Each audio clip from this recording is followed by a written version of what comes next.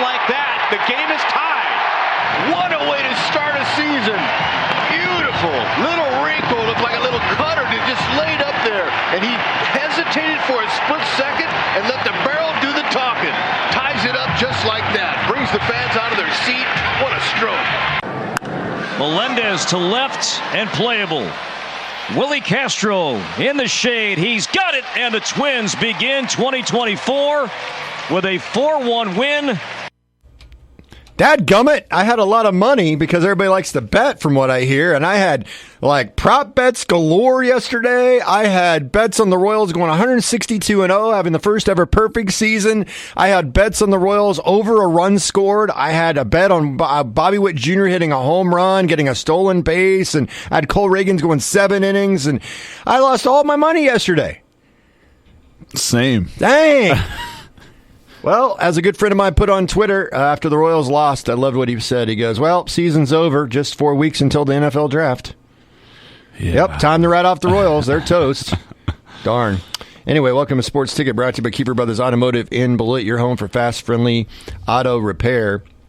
Royals opened the season with a 4-1 loss to the Twins yesterday afternoon. Cole Reagans retired the first 2 batters on 3 pitches, but gave up a home run to Royce Lewis, who had a big postseason last year in the playoffs for the Twins. Miguel Garcia came right back, leadoff man for the Royals in the bottom of the first with a home run to left, and that was the only offense the Royals would get.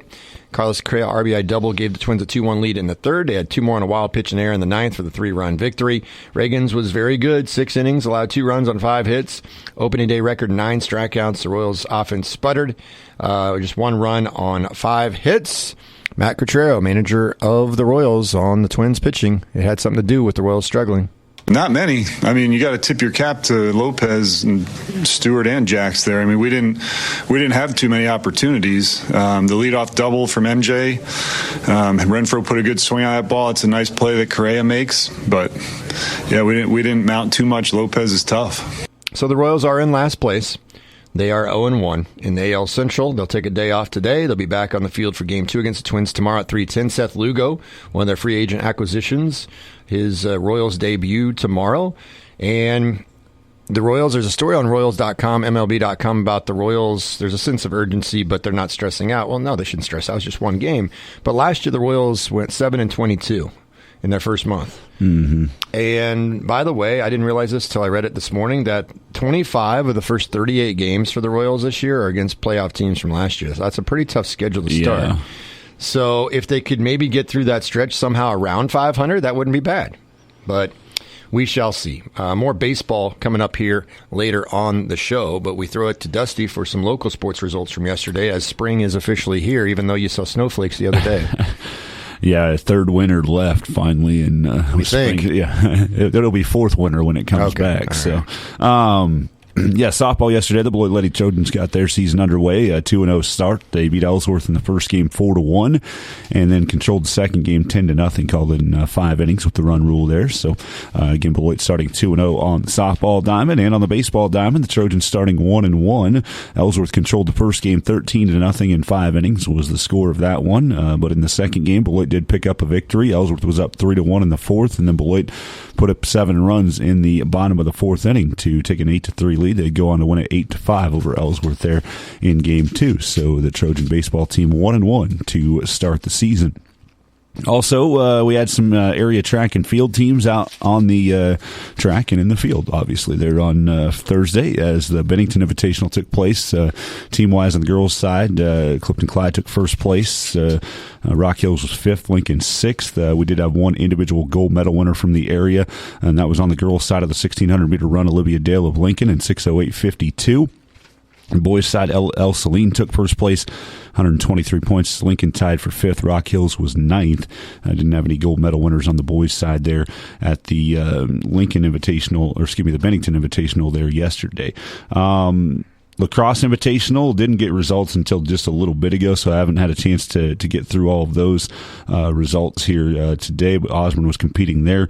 We'll sort through those and get them filtered out and have those posted here after the show as well at nccastsports.com. That's your home for high school sports here in North Central Kansas. If you're ever looking for results, if we get them, they're posted there at nccastsports.com here for the spring sports season. So I was doing a little house cleaning here in my office, and I found a whole bunch of newspapers that I saved. I never really went through, and I figure, obviously, if I saved them, there's a reason I saved them. And some from back in 2008, like early on, 2007 when I was here. I came over here in 2006, and so I was going through this, and I found that 3-point shooting contest we had, where Todd Clover put that together against college players, and so there's pictures of you and me and Schrant shooting the basketball, and I must say, I clearly have the best form. I'm kidding. But what I didn't realize is I knew that we didn't place well as a team, but what I didn't remember was I did the best on my team. And my team was Dusty and Mike. Because I didn't remember shooting the ball. I don't even remember doing the shooting, but I remember that we didn't get last, but I knew we were far from being first, which we didn't expect to be first. I think our goal was to avoid being last, which we did accomplish that. But the Beloit call here has Team KD&S, Wade Gershner, Mike Schrant, Dusty Dinah shoot for some points. Wade was team leader with 25. The team totaled 46 for fourth place. Oddly enough, it was the college girls that finished last that were doing the camp and telling everybody how to shoot correct. Well, some of them, I guess. Kendra Wecker was on the winning team. But anyway, it was kind of fun to go back, and I saw this, and then there's a picture of us all looking a little bit younger. And then also what I found in some of these newspaper articles was our nice little ad placements for Mike Schrant on his birthday. I like this one. There's Schrant eating cake at a remote, shoving it in his face, and we have a picture of that because that's what we did here. Pick your favorite Mike Schrant birthday slogan is what we put in the paper. Have your cake and eat it too. Cake on a plate for birthday number 58. And the one that I always remember, Mike, stay away from the cake. And that was when my oldest son, Noah, was really little. And he would say, Mike, stay away from the cake. And it's just, I can hear his voice still on that thing. Mike, stay away from the cake. Oh yeah. It was so funny. Yeah. And then Mike would come back with Bernie Madoff. No, it was Laugh Your Mane Off. But anyway. And then the last one was Mikey likes cake. Mikey likes cake. Then there's another picture I found that we put in the paper for Mike on his birthday. Happy birthday to our favorite news director, Ann Weasel, and we have a picture of him trying to do the Zumba, and we say you're halfway close to doing the Zumba correctly because Dusty and Mike did the Zumba together, and let's just say, how did that go again? Mike did a lot of talking and didn't really focus on the Zumba. Yeah, I was actually I was actually trying to do it right, and Mike was just sitting there laughing about everything and just maybe tried to do one move the whole time. It was a good time. It was for sure. It was. I don't know if it was a good time for Eva and Jill, but no, it wasn't. It was a good time for us. Eva told me she said, I don't know if that was a good idea. He was distracted for the whole class. So, but I said that's why you put him in the back. She goes, that's exactly why we put you in the back. For sure. Yeah, and I never did it. So I never did. Yeah, we kept trying to get you to get in there. I was planning on it, but just lots of crazy things came up. I just couldn't do it. It's wild how that works. It was wild how I had these conflicts when Eva was able to do the Zumba there for me, but nope, didn't happen. But it was just kind of fun memory seeing that and the pictures of all that. And of course, God rest Mike's soul. Of course, if you don't know, he's no longer with us, passed away due to brain cancer. But it was fun to see those pictures and the papers. And that's why you save them, man. That's right. That's exactly right. No doubt about it. Okay. The K-State baseball team, an 8-run second inning yesterday, 18 hits, 3 home runs. K-State baseball team ranked 23rd in the country, their 10th straight victory. They beat Texas 14-6 in their season opener against the Longhorns. K-State in first place in the Big 12, 6-1, 18-6 overall. Their best conference start since 1990. They're down 3-0 before they exploded for the 8-run second inning. Bases clearing double by true freshman Nick English. The current 10-game winning streak is the 6th in program history. It's the longest under Pete Hughes, who's the manager or the head coach. And the 10-game winning streak is the longest since 2014 for K-State baseball. Speaking of baseball, this is pretty crazy. You ever hear of Nick Martini? Nick Martini played for K-State a ways back. And I saw that last night. He's 33 years old. He's a former K-State star. He spent time with the AAA Louisville Bats, even the NC Dinos in South Korea. He's a journeyman. He's with his 6th Major League Baseball team, the Cincinnati Reds. He made the Reds' opening day roster following injuries to 2 players and a suspension to another. So a lot of things had to fall right for him to be on the opening day roster. He had homered only 8 times in 141 big league games in his entire career. Yesterday, opening day in Cincinnati, and here's what Martini did. Martini launches to right. The first bomb of 24 belongs to 23. Base. Martini to right center. A 2-home run day. And that's why I love sports, and that's why sports is unpredictable unless you think it's rigged, and that's what makes sports so great. A guy that nobody knows much about, but K-Staters certainly do, who's been in the bigs for quite some time, or at least bounced around, no matter what happens the rest of his career, can say he had a multi-homer game on opening day and a win for the Reds. How cool is that? First time he got to start on opening day and does that. That's awesome. I saw that late last night. That was wild. Yes, sir. Man. Good news for K-State baseball. All the way around yesterday, no doubt. So the Reds did win 8-2. Other Major League Baseball notes, Boston Red Sox outfielder Tyler O'Neill established a new Major League Baseball record yesterday against the Mariners. He homered on his 5th consecutive opening day. So here's a prop bet. You could have made a whole bunch of money. Was there a prop bet on that? There should be, right? The Orioles beat the Angels 11-3. Tigers shut out the White Sox 1-0. Twins beat the Royals 4-1. Yankees with Juan Soto in right field. It wasn't his bat that made the difference. He threw out the game-tying runner at home against the Astros in Houston. Yankees won 5-4. Pirates beat the Marlins 6-5. Padres beat the Giants 6-4. Dodgers, with their $1 billion payroll, beat the Cardinals 7-1. Blue Jays over the Rays 8-2. Guardians shut out the A's 8-0. The Rays, remember the Rays started 13-0 or something last year? Not the A's, the Rays. The Rays didn't win their opener this year, so that's not going to happen. Yeah. They're horrible. Sorry, man. Horrible disappointment. Red Sox beat the Mariners 6-4.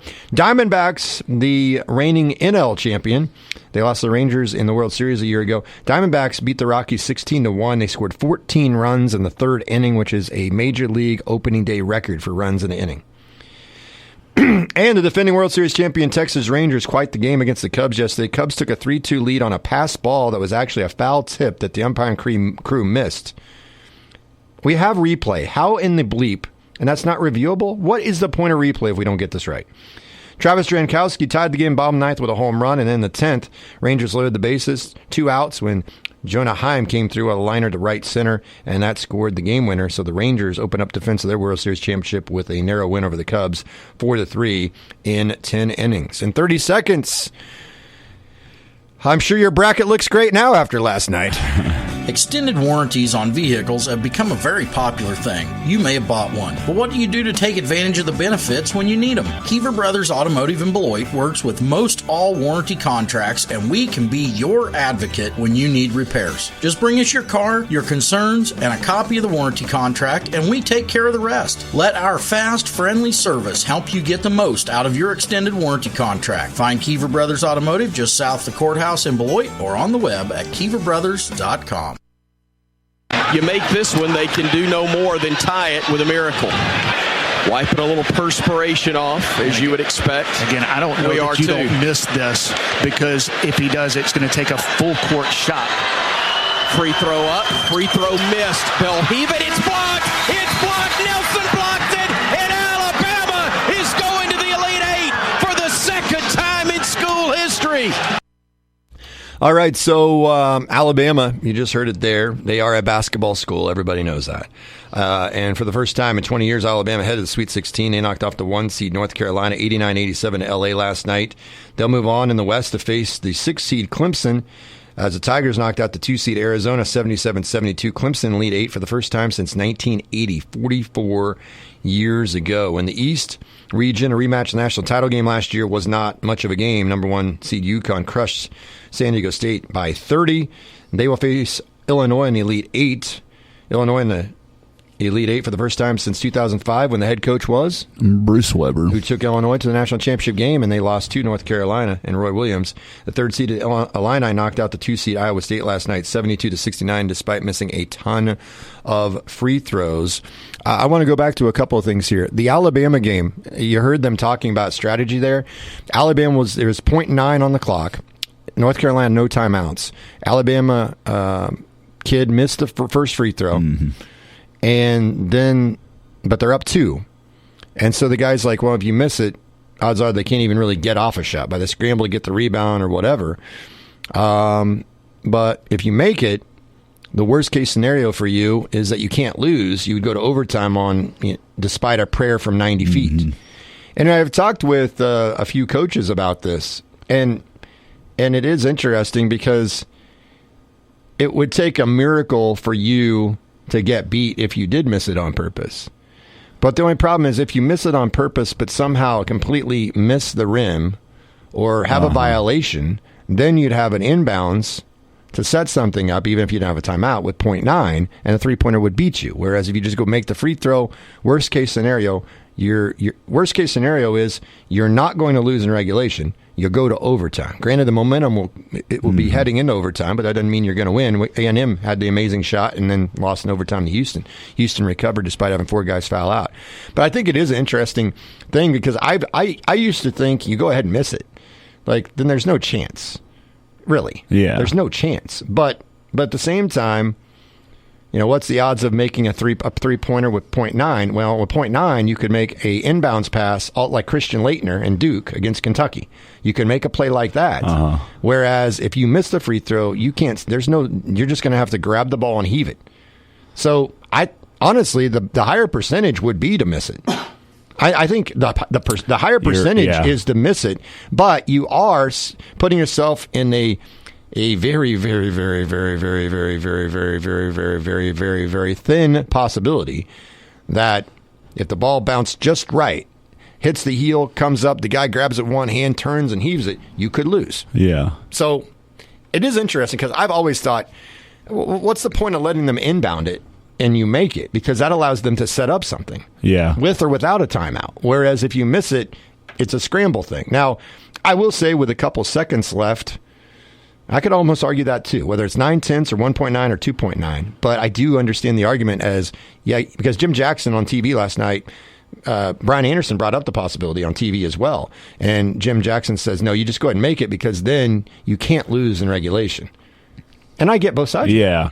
I think it's more of a strategy question in women's basketball than it would be in men's if the other team has a timeout, right? Like, because you can advance in the women's game. Yeah, because if I make this, they can take a timeout and get it at half court. I think I'd miss it in women's game. I would, if there's under a second, I think you're right. 100% going to miss that free throw. And make sure I hit the rim. And no offense to women, but the odds of a woman throwing the ball as far as a man is less likely. Yeah, I mean, from the full length of the court. Yeah, I mean, all that plays into that as on the women's game, and I would definitely miss it on purpose in the women's game under a second because they're going to get it and they could even gather it and call a timeout still and advance it, but it's going to take at least another 3 to 4/10 of a second off of that too. Well, that's true. The flip side of that argument you just said is what happens if the clock doesn't go as quickly or doesn't start right away and you immediately get the rebound, call a timeout when they miss purposely and they advance it. Some people would argue that would mean even more reason to make it. Yeah, but I would definitely not do like what a normal team would do and have everybody back on the rebound. No, like you definitely want to have people on the lane to try to get the rebound for you too, or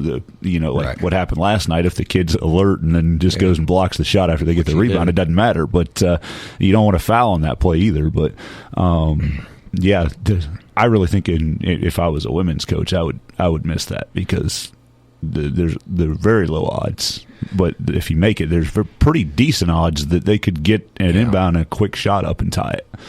A lot of people were talking about how, Caleb Love would go up against his former team, Arizona, North Carolina, in Elite 8, and that's what I had picked in my bracket. Last night, Caleb Love in the Arizona game was 0 for 9 from 3 and 5 for 18 from the field. Remember Caleb Love? He played against Kansas National Championship game. He had that three-point shot to try to tie it and airballed it. R.J. Davis was also on that team back when KU won and rallied. R.J. Davis then, the very next game, on that very floor, you know what R.J. Davis did from the field? 0 for 9 from 3, 4 of 20 from the floor. So Caleb Love and R.J. Davis, the two outstanding guards in that Carolina team that should have beat KU. They're up 15. Love went 0 for 9 for 3, 5 or 18 for the field. Davis 0 for 9 for 3, 4 of 20 from the field. They went combined 0 of 18 from 3. 9 of 38, arguably the best player on each team. You cannot win championships when your best player is that bad. And I'm not saying that they didn't contribute in other ways, but it's the first time any two players have shot 0 for 9 or worse from 3 on the same day in the NCAA tournament, which is a weird little stat to have and collect. And how did you know that so quickly? But I still think people make this stuff up, and like people I don't have time to go check that. It's probably right. It's probably the worst. But no, that's how I am. I'm like, sure, sounds good. I'll run with it. But watching North Carolina, they were down 5. They called a timeout. Alabama was up 5. Carolina called timeout. They made a run, got ahead. But then Alabama, to their credit, made a few plays, a big 3-pointer, and the Grant Nelson kid, the transfer from North Dakota, was tremendous last night, especially in the second half. But then North Carolina, and I had this feeling, because I think Hubert Davis is a good coach. I'm not convinced he's a great coach. I think he's a good coach. I'm sitting here, and I'm watching this game, and I'm thinking, as long as Alabama is within a possession here, I think Alabama's going to win the game, because I didn't have faith that Hubert Davis in North Carolina was going to drop anything good. And I had this feeling that they would go to hero ball, and that sure as hell would happen. Yeah. R.J. Davis dribbles a ton. I mean, the first half, they're moving the ball, they're swinging it, they're making 10 threes in the first half. And it reminded me of the Oklahoma City Thunder against the Golden State Warriors. Well, the Warriors are going to beat the Thunder because the Warriors play team ball, and the Thunder, they play iso ball one-on-one. And then the Thunder got a 3-1 lead in that series, and they played great. Westbrook, Durant, they moved the ball. They were clicking. And then it's like they decided to go back to the way they were to try to close it out. And they went more into isos, and it was more hero ball, and they got away from what was working, and they lost. They blew it. And then Durant left and went to the Golden State the very next year. And I'm watching North Carolina last night, and I'm like, this is part of coaching. I know R.J. Davis was the ACC Player of the Year. I do want the ball in the hands of my star player, so I have no problem with that. They also had a freshman who's a point guard that took him off the floor because Alabama laid off of him and dared him to shoot, and he really wasn't a good outside shooter. So Davis was a primary ball handler. He's probably better when Cadeau is on the floor, the freshman. But Davis just kept dribbling all over the place, driving it, forcing up shots. I mean, drive and kick. Trust your teammates. And then one of the North Carolina kids, he shoots a 3, and there's people laying off him for 10 feet because he's not a 3-point shooter, decides to chuck a 3, which is a horrible decision. It was early in the shot clock. Yeah. North Carolina deserved to lose, is my point. Yeah. Alabama ran plays and got the ball to the rim, and Baycott missed a dunk, for crying out loud. And he's experienced. He's been there like 18 years. So North Carolina, to me, just absolutely... The final couple minutes just blew the game. Yeah. From the standpoint of they didn't run any kind of offense. They went to hero ball. It was basically, here, R.J. Davis, make a play. We're not going to run anything for you. Just make a play, baby. We might do a little high screen and roll, but if that don't work, you just dribble all over the place while everybody else stands around watching you. And he forced up 2 shots, and he was lucky he got fouled on one of them. It was bad basketball. And you didn't deserve to move on. Alabama, meanwhile, runs a pick and roll and gets a layup. And North Carolina's throwing up wild shots against 2 guys and taking a 3 from a guy that should never be taking it. It's like, this is how you get your butt beat. Yeah. It's amazing to me, the end of some of these games where, like, it's like players and even coaches sometimes, they go brain dead. Yeah, there was one game I was watching, and there was like 35 seconds left, and a team was down by 3. The time might not be exactly right, but they just started chucking 3s, and I'm like, it's not desperation mode yet. No. Go to the bucket and get 2, man. Yeah. Like, you don't need a 3. There's 35 seconds left. And by the time that, they got a couple offensive rebounds, and then we're just chucking up another 3. And by the time you do all that, you've lost all the clock. Oh, yeah. It's now against you. You didn't make a 3. And now you absolutely do have to shoot a 3 next time you get it. But next time you get it, you're going to be down 4 or 5 instead of 3. Well, game awareness. Like, even the Iowa State game last night, which we'll get to here in a moment, against Illinois, they're down 6 with 12 seconds to go, and the kid's driving it down the lane. Yeah. What the hell are you doing? You have to have a 3. Even if it's a contested, guarded, double-team 3, you've got to shoot a 3. Yeah. You can't be... I mean, that's why Kelvin Sampson's defensive strategy the other night with 1.2 on the clock is mind-boggling. Mm-hmm. You just absolutely open up the lane and say, go ahead. Because that's kind of what Illinois did with Iowa State. And Iowa State's like, okay, I'll take it. And Illinois was like, hello, go ahead, buddy. You're still going to be down 2 possessions even if you make it. So Clemson surprised Arizona. And they're in the Elite Eight for the first time since 1980. And then we mentioned UConn crushed San Diego State. North Carolina loses Alabama, first one seed that's out. Alabama moves on the Elite Eight. So either Alabama or Clemson will go to the Final Four. It's like a football playoff. This is not football season, folks. No, Come on, you messed up. Illinois beat Iowa State. Iowa State dug themselves a hole. Couldn't do anything offensively in the first half. Illinois missed a lot of free throws, but they came through with some big plays at the end, and they won 72-69. So tonight, the Sweet 16 continues. Cinderella, the only double-digit seed left is NC State, who without a bank three-pointer at the end of regulation in the ACC tournament semifinals wouldn't even be in this tournament. But you always have somebody that does this. Every year there's somebody that shouldn't be in, but somehow found a way or got lucky to get in or whatever. NC State takes on Marquette tonight at 6:09 on CBS. I've got Marquette in this one. I know it's chalk, but I'm going to go Marquette. Okay. Gonzaga, Purdue, they played earlier in the year in Maui. Purdue won by 10. That worries me in a rematch. Gonzaga's had time to prepare. I'd feel a lot better about this matchup for Purdue had it been a quick turnaround. At the same time, Purdue, I have them winning it all. I don't know, man. I think Purdue is really legitimate, but if their guards struggle, could be interesting. Edey's been terrific, but if they get in foul trouble, that would change some things. I could see how Gonzaga would win this game tonight. I really could. This is a Gonzaga team that's not nearly as good as some of the other teams that have made runs or lost in the Sweet 16 because they've been in the Sweet 16 9 straight years. TBS 6:39 tonight. I'm sticking with Purdue to win, but I think this is going to be a really difficult game for the Boilermakers. I want to say that Purdue's that team of destiny like Virginia was right after losing to the 16, but they've not been challenged yet, really. That's because they're so good. Yeah, and that could be the part of it, right? Yeah. That could be like the UConn last year, just rolling through everybody. Like Villanova did that one year. They just rolled through everybody. Right. We say they haven't been challenged, but that's just because they're that good. Yeah.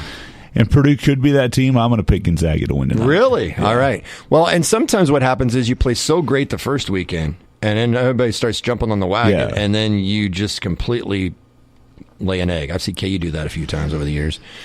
8:39 tonight on CBS. It's the one seed Houston against Duke. I've got Duke winning this game in my bracket, and I think I'm still going to go with Duke to win this game. Houston has not played very well here in the last week or so. The Big 12 tournament, I mean, they played well until they got blown out by Iowa State.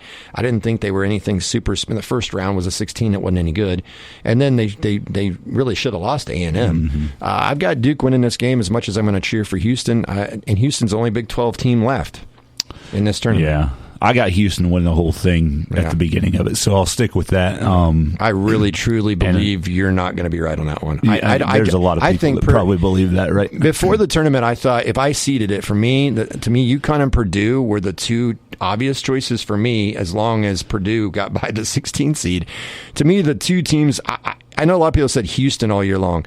I'm not sold on Houston. Let me back up a little bit. I know Houston's a really good team, and I've watched them play, and I've watched them play really well, and I've watched them where they haven't played very well.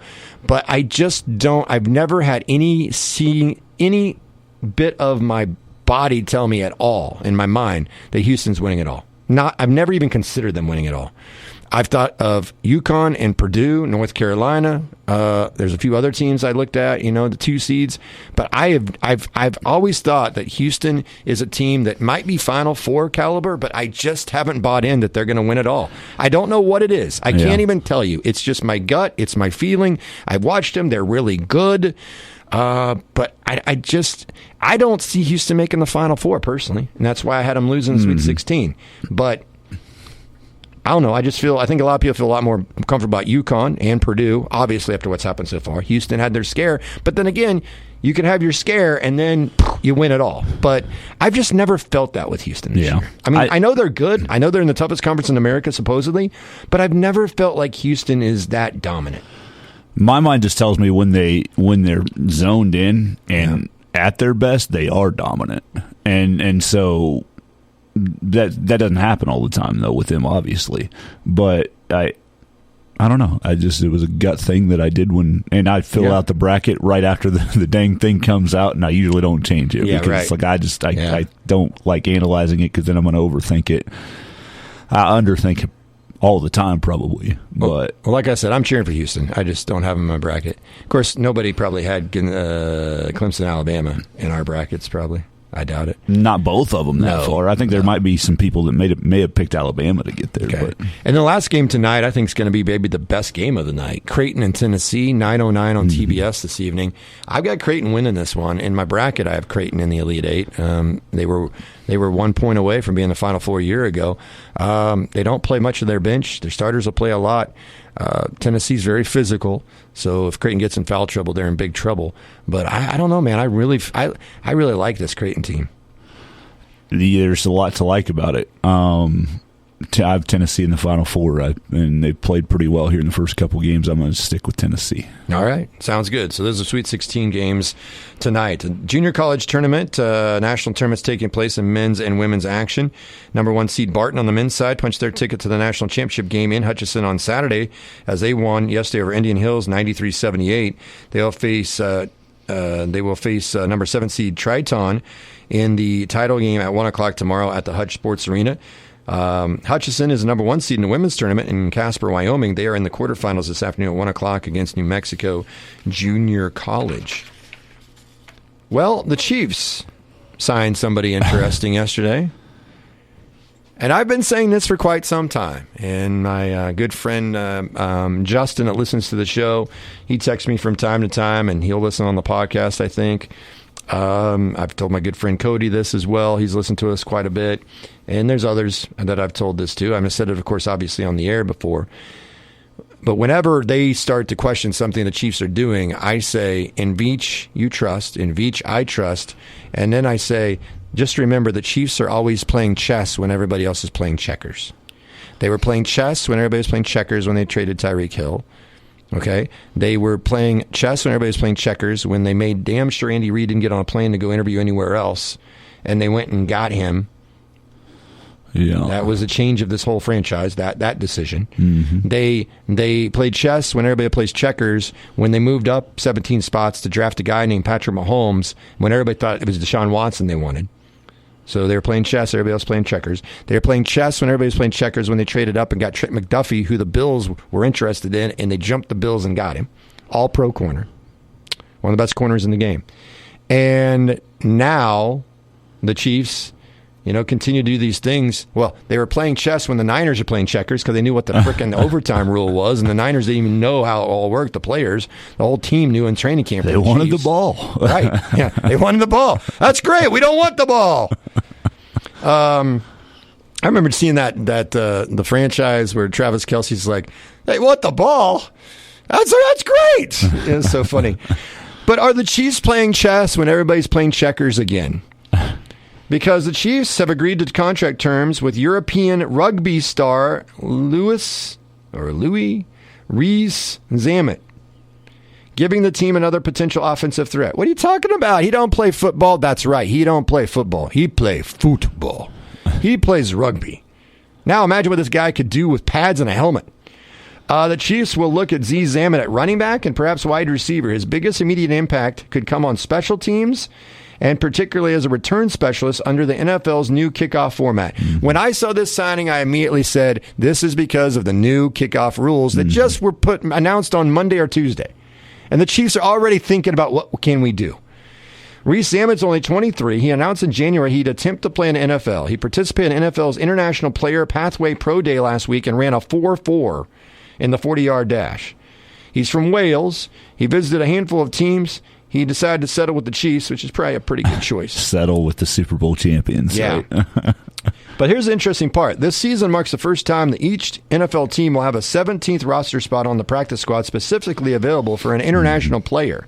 Teams also are permitted to elevate an international practice squad player to the active roster of maximum of 3 times throughout the season, increasing opportunities for players to develop and get a chance to play. Teams also receive 1 training camp roster exemption for a qualifying international player.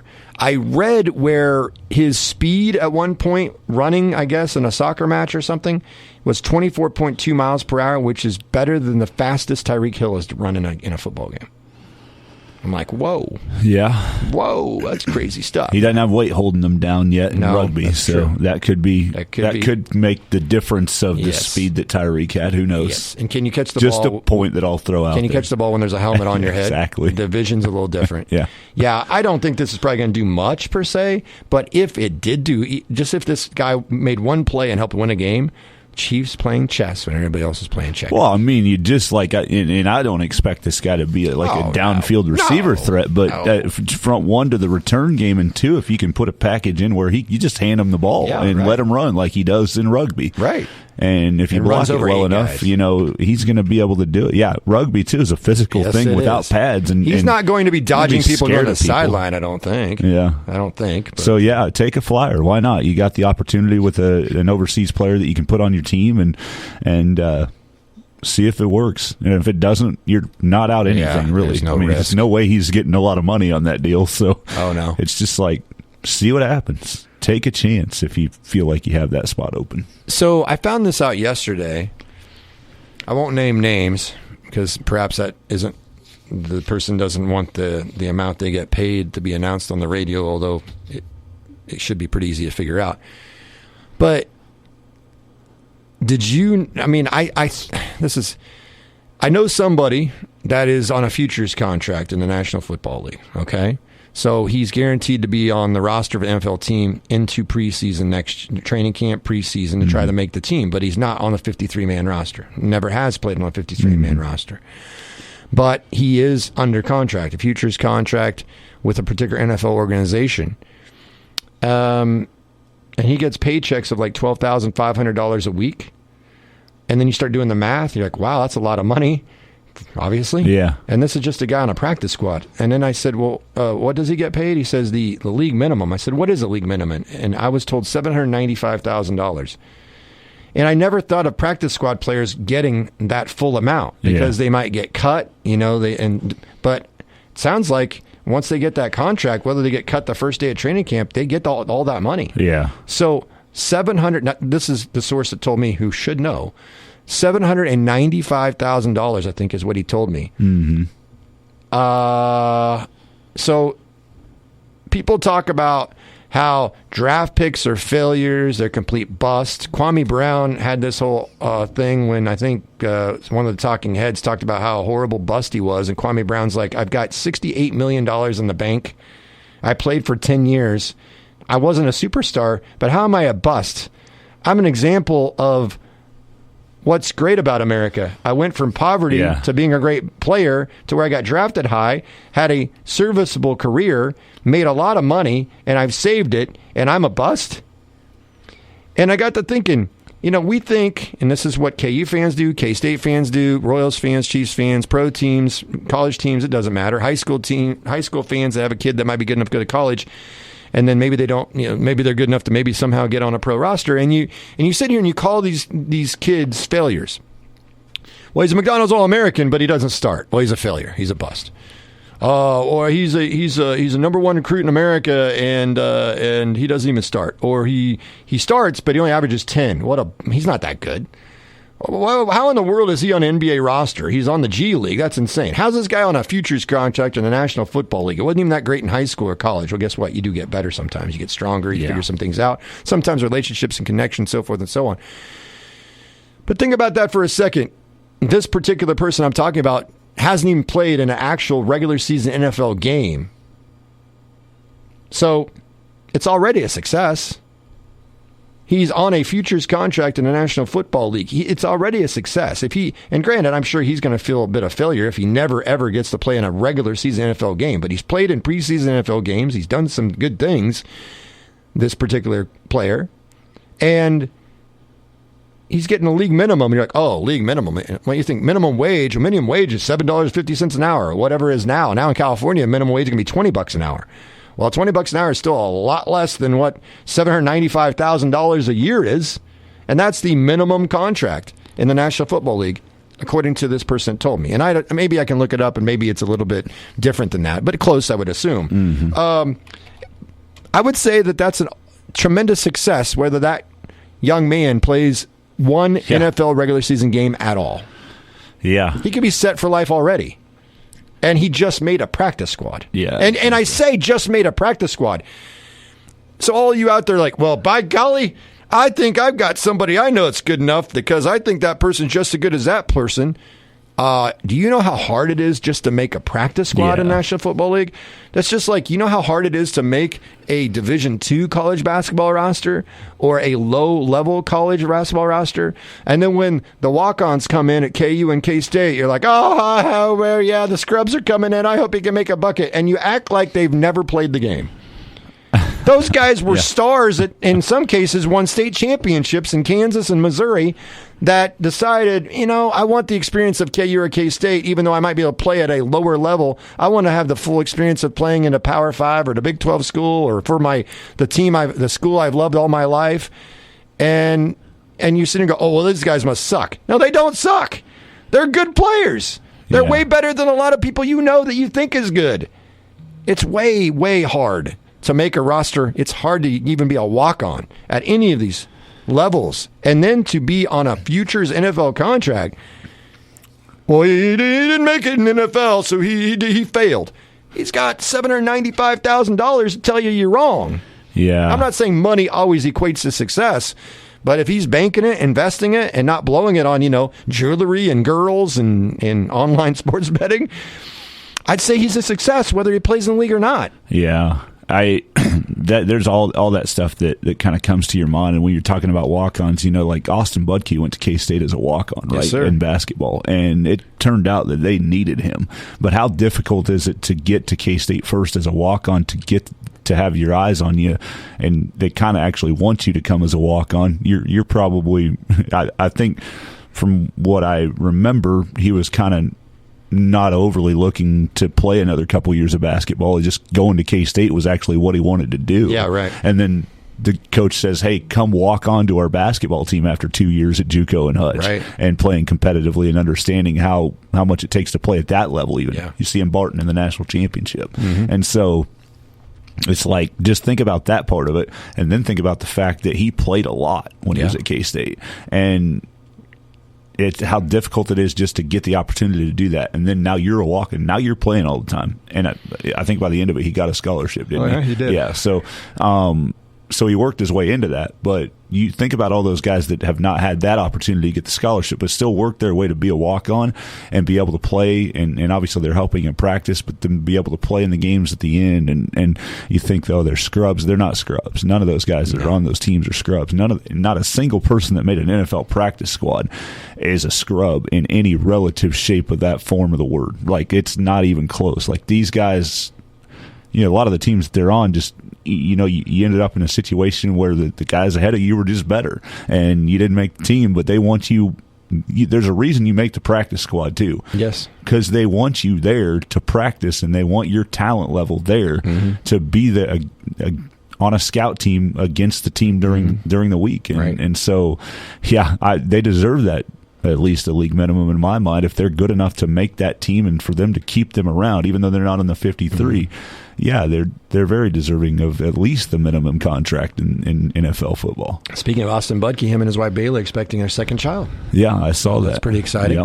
Yep. The league minimum last season was $750,000. The league minimum this upcoming year, $825,000. Yeah. And that counts for a practice squad or at least a player that's on a futures contract. So that's pretty good change. It's some pretty good cheddar, as they say. Sign me up. I'm telling you, if you really want to make it big, and I'm sure the odds are greatly in your favor when I say this, tongue in cheek, but you need, ladies and gentlemen, if you want to peer pressure your kid into oblivion, as soon as your kid comes out of the womb and is born, make him a left-handed pitcher or a long snapper, or better yet, a punter. Not a kicker, a punter. Make him a punter that can do his job on a team that doesn't punt a lot. There you go. Tommy Townsend got $6 million for 2 years. That's what he just got with the Texans, I think.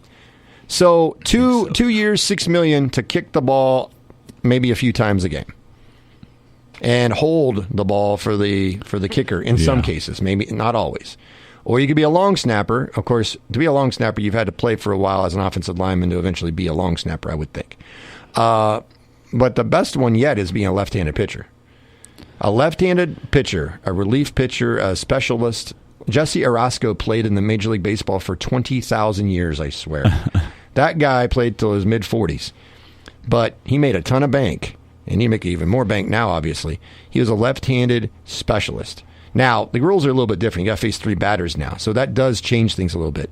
But what I'm saying is, if you can be a specialist in a sport, okay, a specialist, such as what I just mentioned, a long snapper, a punter, or it could be this great rugby guy. All he does is returns 1 kick a game.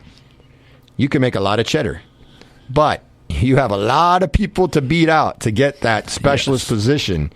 So please understand, I'm joking when I say right out of the womb, hand them a bat or hand them a football and what. No, don't do that to your kids. Let your kids be kids. I see way too many parents and families put way too much pressure on their kids and see kids burn out. And now I'm seeing some of those kids when they were younger, not even playing the sport that they were pressured into playing when they were younger, that they once loved but don't like anymore. And actually have chosen other sports or don't even play the sport anymore.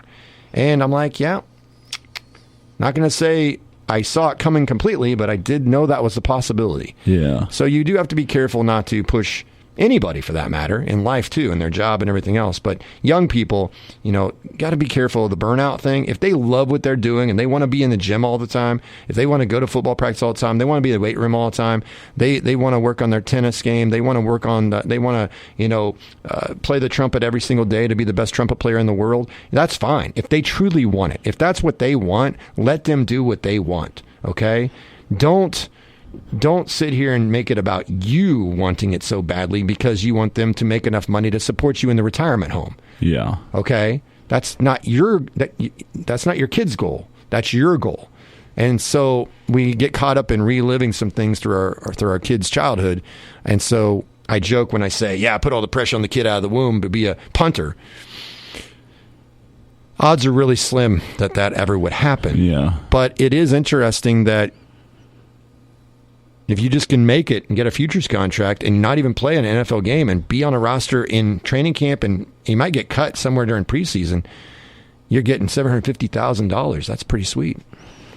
If you can get to that. Absolutely, yeah. If you can get and listen, it's a lot of work to get to that point. I think a lot I know of people, who you're talking about, and a lot of people put in the work, and never get to what he got. And it wasn't. It was a different path of work that he put in too, and to get to that point it's rare. Yeah, to be completely honest with you, and so it's you've got to be at the top to even get to the practice squad point. But he has to love it, and he does love it. Yeah, for and sure. He's worked his butt off, and so I'm pulling for him to actually play in NFL regular season games. Yeah, and who knows, if he gets his chance, then maybe eventually he'll make even more money, getting a multi-year deal or something. But, you make the practice squad. You're on a futures contract. You make a lot of cheddar, more than I realized. But remember, those people are failures because they didn't play an NFL game or they didn't make it in the NBA. You're like, no, Kwame Brown's not a failure.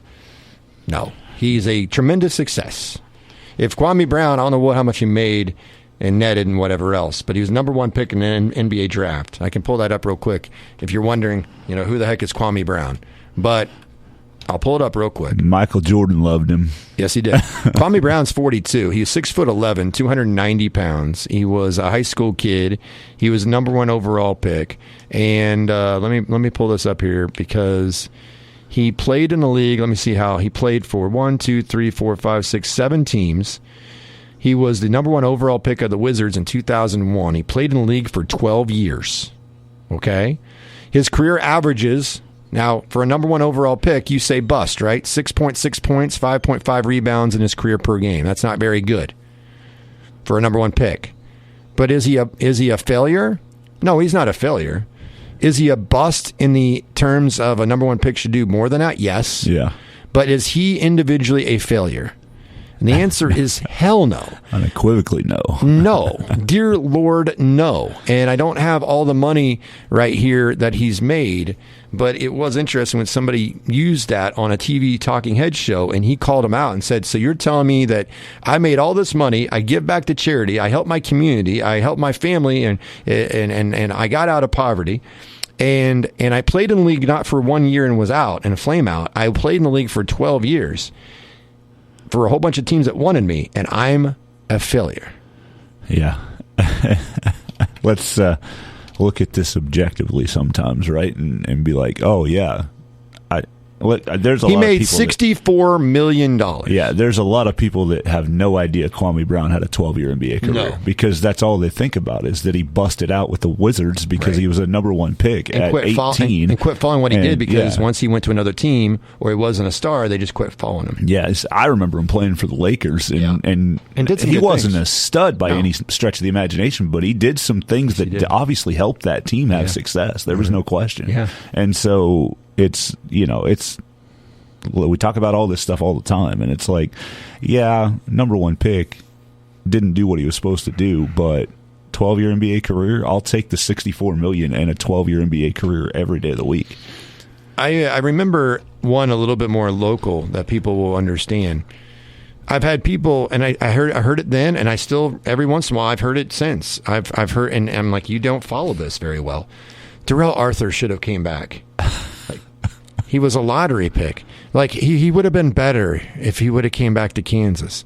Darrell Arthur made $41 million to shoot threes for the Nuggets at the end of his career. And Darrell Arthur played in the league. Let me see here if I got all of this. He played in the league for 10 years. I was going to say 9 or 10 probably. So he should have come back to Kansas. I'd say it worked out for Darrell Arthur. He played in the league for 10 years. He made over $40 million.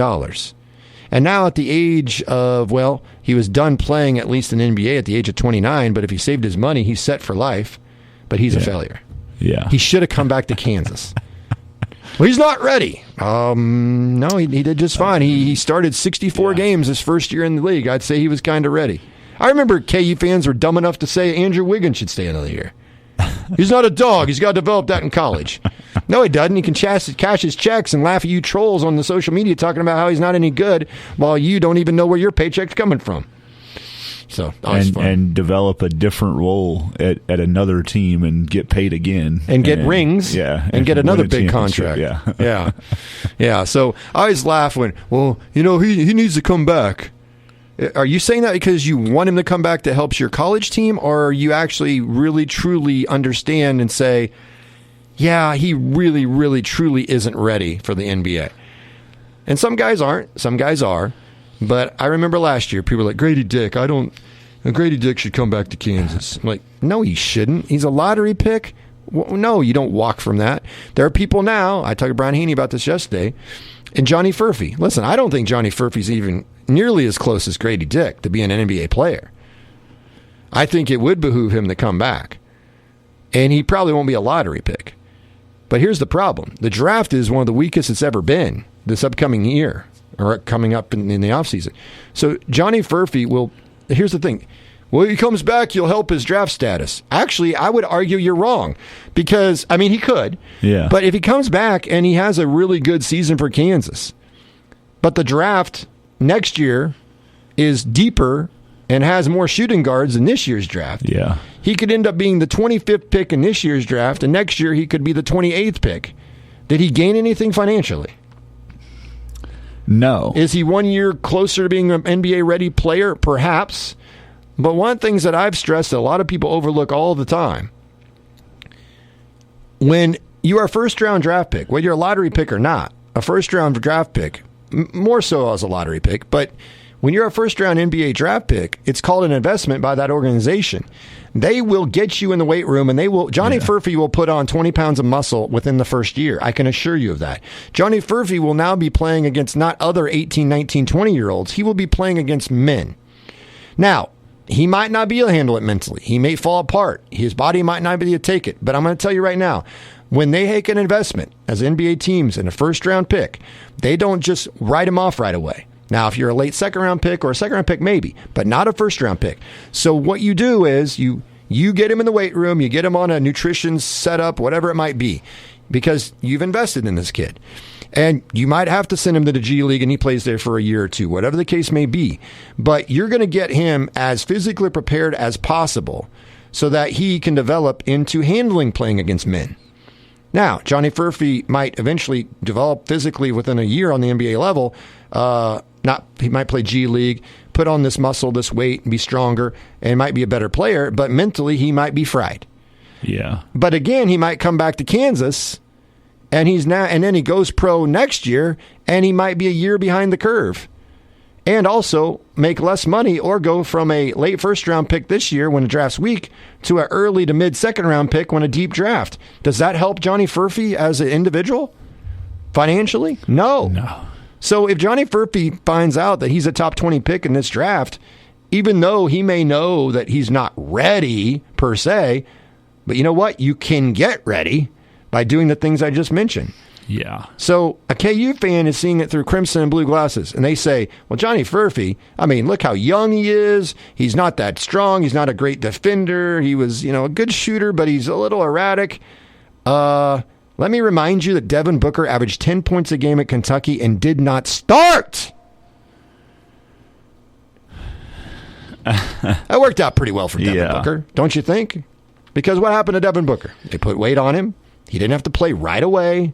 And then eventually he got better playing against some of the best players in the world. So that's the thing that broadcasters, sports talk show hosts, fans of your particular school that you want the kid to go back, you get all caught up in, I can't see Johnny Furphy playing the NBA as he is now. Well, hell no, he won't. Not as he is now. But you know what's the great thing? You change. He's going to get stronger. He's going to be a ball handler. He'll become a better shooter. He also will get a focus on basketball 24/7 instead of going to school. Yeah. And there's going to be a huge investment. He's got better facilities, although KU's are pretty nice. Those things people overlook. Now, I'm not saying that Johnny Furphy should go to the draft. I'm not saying he should come back to Kansas. I understand the talk on both sides. But if I'm Johnny, and this is what people don't do, put yourself in the shoes of, make yourself a 19-year-old kid who played at a major university, a blue blood in Kansas, who started a good portion of the season, played really well in stretches. He's able to drive it and score sometimes against contact. Yes, his defense needs some help, like most people's do at that age. He can be a knockdown shooter. It's not like he's a three-point specialist. He's shown some other things here. He's a good offensive rebounder, okay? And so put yourself in the shoes of Johnny Furphy. Would he ideally want to come back to Kansas? If the draft was really deep this year, I don't think this is even a discussion. I think he's automatically coming back to Kansas or going to the portal to go somewhere else.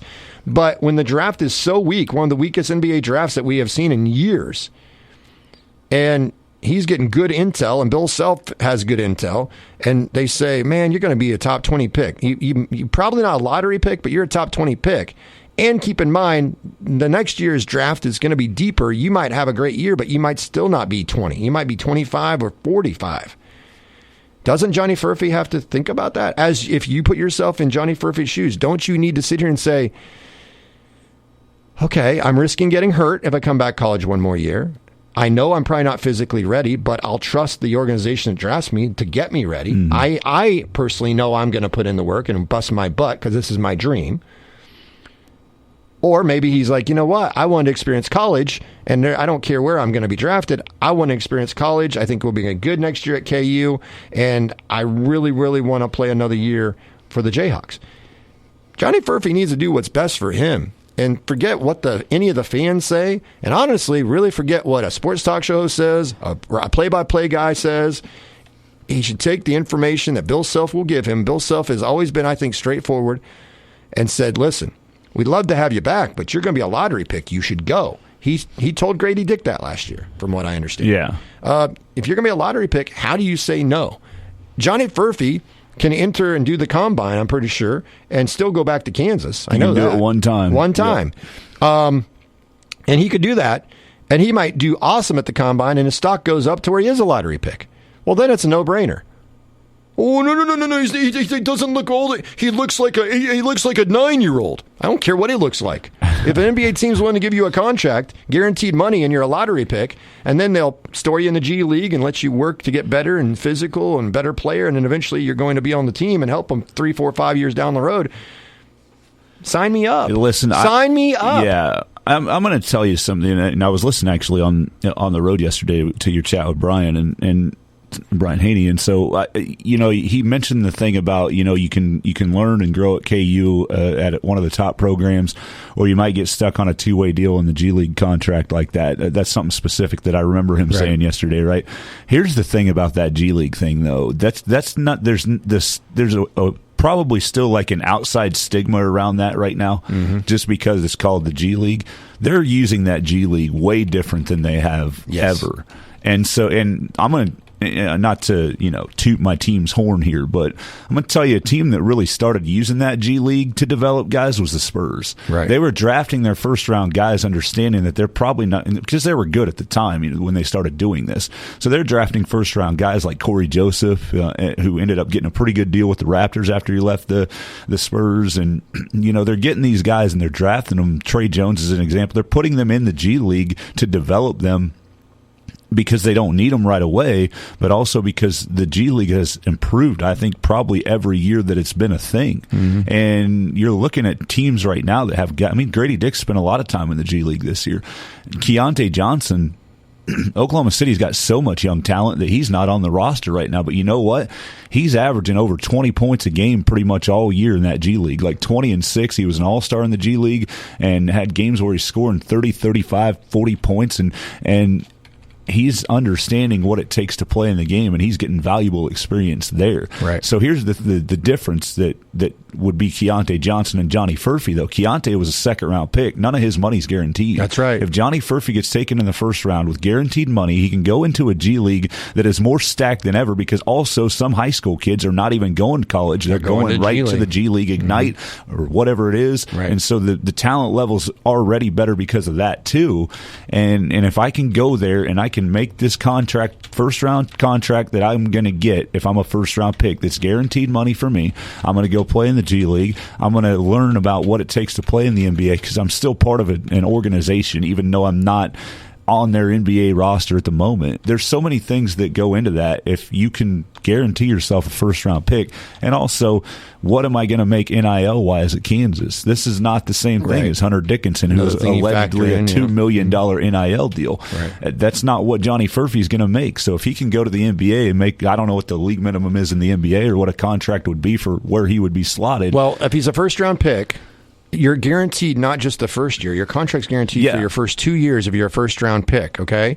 And the last pick of the first round got $2.5 million. Yeah, okay? And that's all slotted pretty much. It is. It's on a rookie scale. It's slotted. Yeah. For instance, Wemby, number one pick, $12.5 million. You can give him more than that, but that's what you're definitely going to get. Grady Dick was a lottery pick. He got $4.5 million. Okay, his first year's $4.5 million. His second year's $4.5 million. The team has an option for your third and your fourth year. So if they pick up the option, Grady Dick will make almost $5 million his third year and $7 million his fourth year. Tell me again why you shouldn't consider Johnny going to the Furphy's NBA. not going to make $5 million in NIL over the next 2 years. No, even if he's the last pick of the first round. No. So let's. And I've been hearing that Furphy, if he goes, I've heard something about like 25. Mm-hmm. Okay, so let's say he is 25. So that's 31. He'd make $2.5 million minimum, if not more, because it goes up each year. Yeah, and he'd be guaranteed that for 2 years. So you're talking about $5 million over 2 years with a team option for 3 and 4. And in 2 years, if you get all the training, the nutrition, all the weight training, you got to do basketball 24/7. You play in the G League. You play against men instead against elite athletes. Instead of KU walk-ons, which no offense to KU walk-ons, because I talk about how they are better than people think. But tell me again why this is a horrible decision. Yeah, because you got 5 million reasons why, and it allows you time to develop, because as I said, the team is investing that money in you that they're going to pay you no matter what for the first 2 years. So if you have an investment in anything in life, aren't you willing to let it go a little longer to see if you get a return on your investment? Yeah. Whereas a second round pick is not guaranteed. You can be cut day one. Okay, second round draft picks are not guaranteed, and they sure as heck aren't guaranteed for 2 years. And people forget first round picks are guaranteed not 1 year, but 2 years. So when you sit here and you say, Johnny Furphy would be crazy, went to the NBA, perhaps you're crazy because you haven't done the homework to understand. Let me ask you a question. If you were 19 years old, ladies and gentlemen, listen to the show right now, and that have been saying Johnny Furphy should not go pro. If I came up to your door today and I said, I will give you $5 million guaranteed, 2.5 this year, 2.5 next year, then I reserve the right to pay you more if you do well enough your first 2 years, and I like you enough to keep you in my organization on my team. I will keep you for a third year, and you get a pay bump, and then your fourth year will be the highest you get. And if you're good for 4 years, that means you're going to get a pretty good contract as a free agent, or I'm going to sign you to an extension. But I'm telling you, I'm going to give you financial security for the next 2 years, even though you're the 25th pick in the draft. And even if it's a weak draft, I'm investing in you. I took you. So I come up to your door in your everyday life, and I offer you $2.5 million next year, $2.5 million year 2. Guaranteed money no matter how bad you are or how great you are. You're guaranteed that money no matter what. And I have the team option. I control your services for year 3 or 4. If I cut you after year 2, you can go sign somewhere else. You'll be a free agent.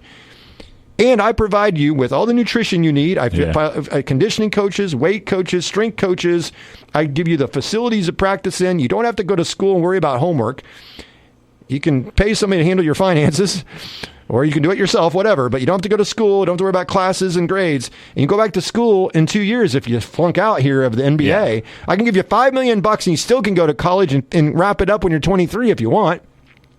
How many people out there are going to say no? When you're 40, if right? You want. How many people out there listening to this show that thinks Johnny Furphy definitely needs to go back to Kansas? How many of you would actually turn down that scenario? Because that is the scenario. Yeah. If Johnny Furphy is a first-round pick, he's going to make $4.5 to $5.5 million guaranteed over 2 years. And if you sit here and you tell me, well, that's not very much money. Really? You as a 19-year-old is going to turn down $5 million? Now, if he has NIL money of $5 million, different story. But like you said, I highly doubt it. On the team doesn't have that. No, right Dickinson rumor is $2 million. Can he make money staying in college? Yes. Does that help him maybe stay longer? Yes. But at the end of the day, $5 million is more than $1.5 million in NIL money. $2.5 million is more than $1.5 in year 1. Okay, year 2, $2.5 million, another guaranteed, and I'm getting all of the other perks that go with everything. Okay, and I can focus on basketball 24/7. I don't have to worry about school, classes. I don't have to worry about getting in trouble with and being ineligible to play a game at college. I don't have to worry about any of this stuff. I just go to pros. I'm a pro. I mean, it's amazing how many people don't understand. I like I said, even play-by-play guys and sports talk people that cover this industry in sports in general, or even people that cover I think people that cover the NBA understand it fully. I think people that are deep in the know in college sports understand it fully. Sure. But, when you actually do the research and you actually put pen to paper and you look at what would be offered to Johnny Furphy as a first-round pick, well, the draft's really weak. That's a great advantage for Johnny Furphy. Yeah. That's why he could leave, and he'd earn money a year sooner than he was anticipating. Yeah. So if I'm Johnny Furphy, obviously I got to weigh all of that stuff, and deep down, I feel like, I want to have a long NBA career, and if I want to do that, my best bet's to come back to Kansas. I understand it. But if his goal is, I want to make as much money as I can as soon as I can, he's gone. Yeah, and it is. The G League is different now, I promise you. It's not a bad thing to be playing in the G League right now. No. And learning at that level. Listen, I would love to have this option in my life. If the KU roster is like this year, he's not gaining anything by staying at KU. I know they're going to construct it different next year, and it'll be a better roster likely.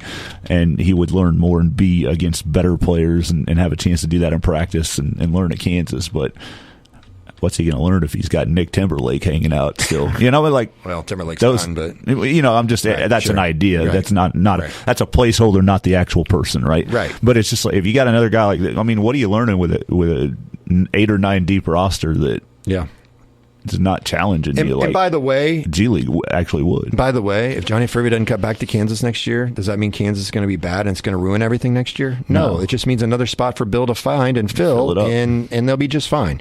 So for KU fans overreacting to, what are we going to do if Furby doesn't come back next year? It's not like he let the world on fire. He has a tremendous amount of potential, and that's what the NBA focuses on. For all those people get caught up in, he averaged 20 a game in college. I can't believe he's not a first-round pick. Why is Marquise Noel not a first-round pick? Why isn't Keontae Johnson a first-round pick? How Hunter Dickinson wouldn't be drafted if he went pro? What are you talking about? How can you be serious? Because Hunter Dickinson is a defensive liability. He's not a good outside shooter. He's proved that this year. He's not that fast. He's not really a shot blocker. And if he posts up, which is his game in college, there's a whole bunch of guys that are pretty strong, even at 6'7", going against him, rooting him off the block. So, yes, Hunter Dickinson more than likely wouldn't be drafted. It's a different NBA game than it was 15 years ago when he would have been drafted probably in the top 10. Zach Edey would have been number 1 pick in the draft last year. He came back to college because he knew that he wouldn't be a high draft pick. So these are the things that we try to educate people on and inform people on. If you're trying to sit here and say, these kids got to go back to school, they don't want to go to pros because they're not ready. Who cares? I mean, if you know what? Is it for me to tell you you're not ready to accept a $5 million check? I think that should be your decision. State, regional, and national sports talk on your schedule. The Sports Ticket Podcast. Subscribe via Apple, Google, and TuneIn Podcasts or sunflowerstateradio.com.